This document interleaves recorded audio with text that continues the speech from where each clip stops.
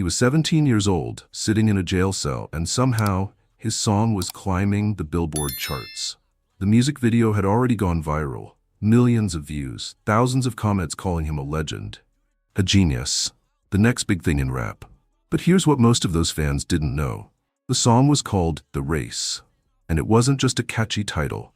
It was a confession. A real-time diary of a teenager sprinting from the law. Because while fans were streaming the track and quoting the lyrics, Tay-K was actually on the run. A fugitive. Wanted for murder. Not one murder, two. And the most chilling part? He wasn't hiding in fear. He was posing next to his own wanted poster, laughing, daring the world to catch him. This is the story of Tamor Trevon McIntyre, a kid from the suburbs of Texas who made the worst decisions of his short life before most teenagers had finished high school. A story about violence, fame, and the price of throwing everything away. Because by the time it was all over, two families were planning funerals, and Tay-K was planning an album. But what investigators would eventually uncover about the violence, the arrogance, and the choices he made was far more disturbing than anyone expected. Welcome to Real True Crime 24/7. May you and your family stay safe wherever you are. Don't forget to subscribe, like, and share, because we bring you the parts the media never reported. Before we talk about the killer, we need to talk about the people whose lives were taken. Ethan Walker was a young man living in Mansfield, Texas. By most accounts, he was an ordinary guy, the kind of person who just wanted to hang out with friends and live his life. On the evening that would end everything, he wasn't doing anything suspicious. He wasn't involved in anything dangerous. He was simply at home. That's the part that makes this story so hard to sit with. Ethan Walker wasn't targeted because of something he did. He wasn't targeted because of who he was. He was in the wrong place at the wrong time, in his own house, when a group of teenagers decided to rob the place. His girlfriend was there that night too. She would later sit in a courtroom and tell a jury exactly what she saw. Her testimony was simple and devastating. Ethan Walker was on the ground, hands raised, when the shot was fired. He didn't fight back. He didn't try to run. He surrendered, and it still wasn't enough. The second victim was Mark Anthony Saldivar. He was 23 years old, from San Antonio, Texas, a photographer, someone with a creative spirit and a passion for his craft. Mark's story would intersect with Tay-K's in the most random and senseless way possible. A dispute over camera equipment outside a Chick-fil-A. A petty argument that turned fatal in seconds. Two men, two different cities, two completely separate moments in time. Both dead because a teenager with a gun decided their lives didn't matter. To understand how Tay-K ended up here, you have to understand the world he came from. Tamor McIntyre was born in California, but by his teenage years he had relocated to the Dallas-Fort Worth area of Texas. He landed in the city of Arlington, a sprawling suburban area sandwiched between Dallas and Fort Worth, the kind of place that feels ordinary on the surface. He started rapping, and by most accounts, he had something. A raw talent, a natural flow. People around him noticed it. There was a real future there, if he had stayed on that path, but he didn't. Instead, Tamor found himself running in circles that were pulling him further and further away from anything good. He was a teenager caught between two worlds, the life he could have had and the one he was choosing. And the summer of 2016 would be the moment those two paths collided. No one in his neighborhood could have imagined what was about to happen. Not on a night that started like any other.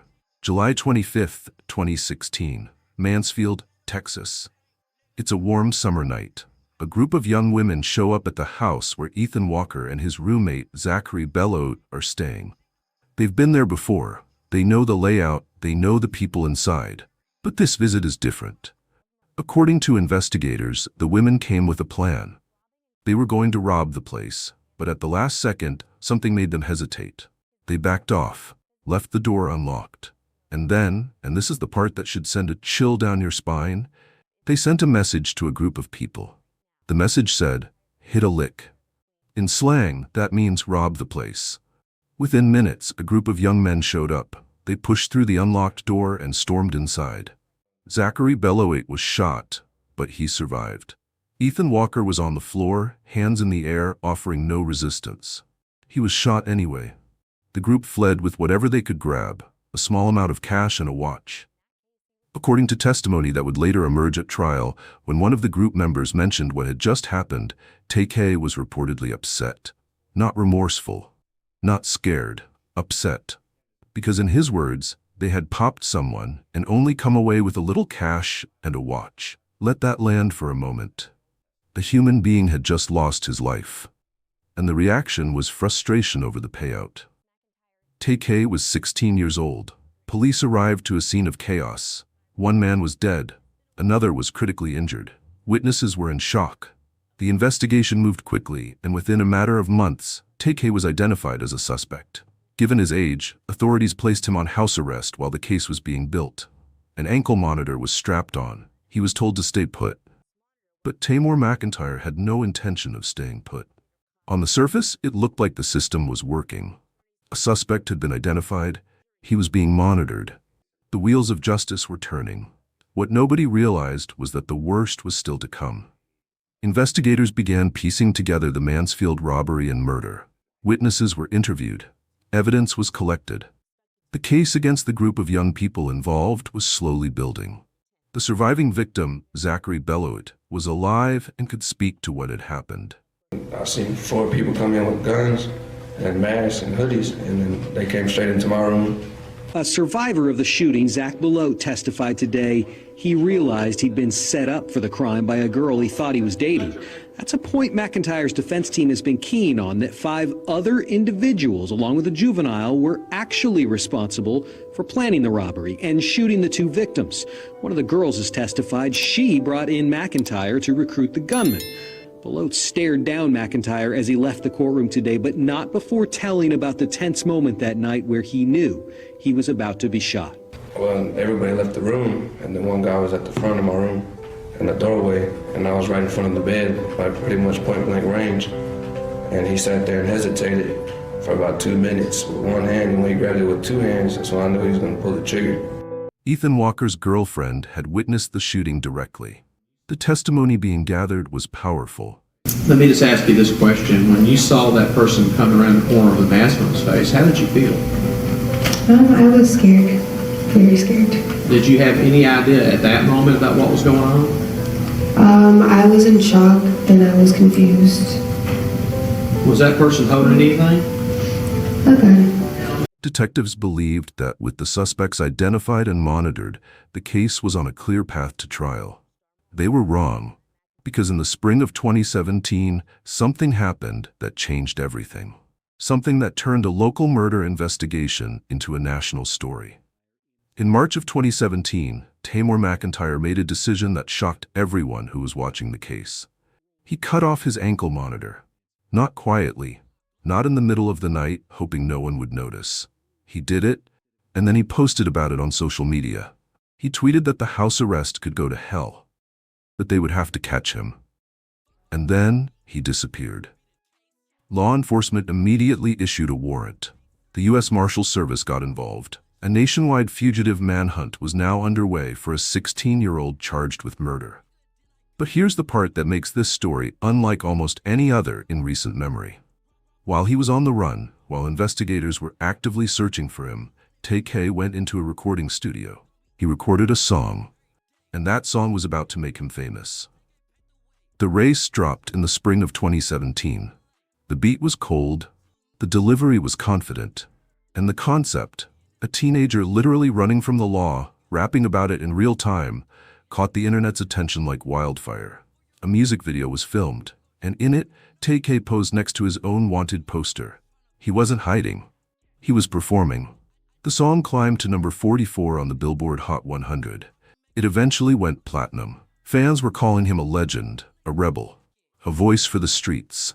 But while the world was streaming The Race, the people who knew what had happened in Mansfield, Texas, knew the truth behind the song. And then, as if things couldn't get worse, a second killing happened. On April 23, 2017, in San Antonio, Texas, a 23-year-old photographer named Mark Anthony Saldivar was shot and killed outside a Chick-fil-A restaurant. The dispute, according to investigators, was over photography equipment. Something trivial, something that should have ended in a heated argument and nothing more. Instead, It ended with a young man dead on the pavement. Tay-K was still on the run when Saldivar was killed. Still untouchable, or so he thought. By this point, the U.S. Marshals were closing in. Tips were coming in from across the country. The same social media presence that made Tay-K famous was also making it harder and harder to hide. On June 30th, 2017, the same day the race was officially released as a single, U.S. Marshals tracked Tamar McIntyre to Elizabeth, New Jersey. The race was over. The full picture that emerged after his arrest was staggering. Tamar McIntyre, still a teenager, was now facing charges connected to 2 separate murders in 2 different Texas cities, multiple counts of aggravated robbery, and additional charges from incidents that occurred while he was on the run, including the alleged robbery of a 65-year-old man in Arlington, the ankle monitor he had cut off, the tweet he had posted, the music video next to his own wanted poster. Every act of defiance had been documented, time-stamped, and saved. And it would all eventually find its way into a courtroom. The profile that emerged of Tay-K was not that of a hardened criminal mastermind. It was something more troubling. A teenager who seemed genuinely unable to grasp the weight of what he had done. Someone who moved from killing to recording sessions without apparent remorse. Someone who turned his fugitive status into a marketing strategy. 2 families were grieving. Ethan Walker's girlfriend was preparing to testify. Mark Saldivar's family was waiting for justice, and Tay-K was in a jail cell watching his song go platinum. His arrest in New Jersey didn't come with any dramatic confrontation. He was located, taken into custody, and transported back to Texas to face what was waiting for him. From behind bars, the management around him continued releasing music. His mixtape Santana World dropped in 2017 while he was locked up in Tarrant County Jail. It entered the Billboard 200. Some people saw this as proof of his talent.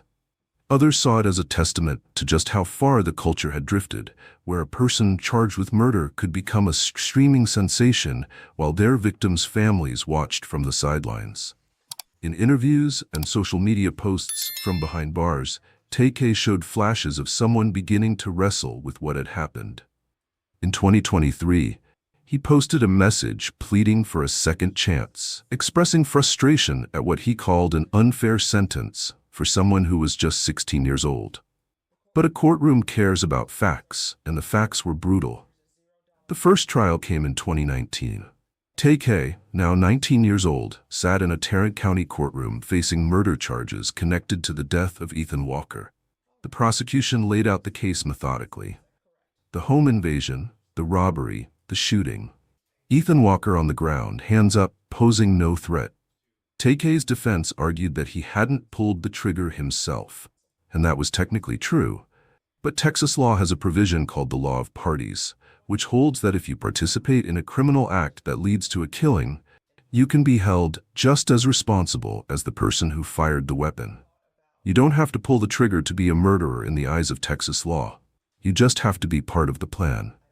Prosecutors also used the race as evidence. The lyrics, the music video, the wanted poster pose, all of it painted a picture of someone who was not running out of fear, but out of arrogance. The jury didn't take long. Guilty. The sentence, 55 years in prison, but the legal story wasn't over. The second case, the murder of Mark Saldivar in San Antonio, was still waiting. A Bexar County grand jury had indicted Tay-K for capital murder in November 2019. Capital murder in Texas can carry the death penalty or an automatic life sentence. The stakes could not have been higher. In February 2024, Tay-K rejected a plea deal and chose to take his chances with a jury. It was a decision that spoke to either extraordinary confidence or extraordinary denial. The trial began on April 1st, 2025. On April 14, 2025, the jury delivered its verdict, guilty of the lesser charge of murder rather than capital murder. One day later, Judge Stephanie Boyd handed down the sentence, 80 additional years in prison. Before she announced the number, she said something worth remembering. She looked at Tay-K and told him, "I do realize that while this is a lot of time, you're still alive. You can still better yourself, but the complainant in this case is deceased." 80 years, on top of 55, 135 years total. For the families of Ethan Walker and Mark Anthony Saldivar, no sentence truly closes the wound. Ethan Walker's girlfriend, the woman who watched him die with his hands in the air, carried that testimony through years of legal proceedings. She sat in a courtroom and told the truth. That takes a kind of strength most of us will never be asked to find. Mark Saldivar's family waited nearly a decade for justice in a case that should never have happened. A young photographer killed over a dispute about camera equipment by a teenager on the run from a different murder charge. The communities in Mansfield, San Antonio, and Arlington were left to grapple with the kind of tragedy that doesn't make sense no matter how many times you turn it over. And for the world of hip-hop, the Tay-K story became something of a defining moment, a conversation about the line between authentic storytelling and glorifying real harm. The Race remains one of the most streamed songs to come out of that era. But the story behind it is not a flex, it's a funeral. Tay-K will be deep into old age, if he lives, before he has any chance of walking free. He was 16 when the first killing happened. 16. Before most teenagers have learned to drive, before most kids have figured out who they are. Tamor McIntyre had already set a course that would define the rest of his life. And two others. They say music is supposed to outlast the artist. In Tay-K's case, the song will keep playing long after the courtrooms have gone quiet, long after the headlines fade, long after the fans have moved on to the next viral moment.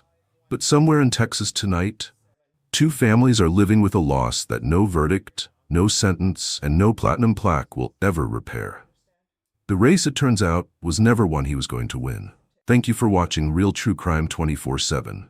If you found this case interesting, make sure to like the video and subscribe to the channel for more real true crime stories just like this. And don't forget to turn on notifications so you never miss a new case. Thanks again for watching Real True Crime 24/7. I don't know where your mom is, don't know where your father is. I know that you had a rough childhood. And I do know that these offenses occurred when you were very young. And I understand the state of the law, what people consider an adult. I listened to the testimony of the expert that was brought by defense counsel. You've already been sentenced to murder in the other county, and then you have a murder here. And the sentence for 55 years, that's a stiff sentence. This 80-year sentence is a stiff sentence. And these are cases where you have to serve half your time, and that's day for day time, and I recognize that. Hopefully you will grow, but based upon his age, based upon the number of years that he has received out of Tarrant County and the number of years that he's received here, based upon his history and the lack of any type of good parenting. From what I can tell, his mother wasn't a good parent to him. His father wasn't a good parent to him. Child Protective Services was not good. And if you believe the testimony, I don't know why Child Protective Services would place children back with a father who put the children's mother in the hospital. Is there something else that needs to be done with our society? Yes. Is more money need for Child Protective Services and their workers? Yes. And I do realize that while this is a lot of time, and I tell people all the time, any time that you do in custody is a lot of time. But by that same token, you're still alive. And what the state has said is true. You're still alive. You can still better yourself. If you end up in prison for the rest of your life, you're still alive. You still can improve yourself. Your family can still visit you. But the complainant in this case is deceased. And you need to internalize that the complainant in this case is deceased. And that his family is never going to see him again. So you're going to have to make changes. And you're going to have to remove people from your life who are not of benefit in the means of making you a better person.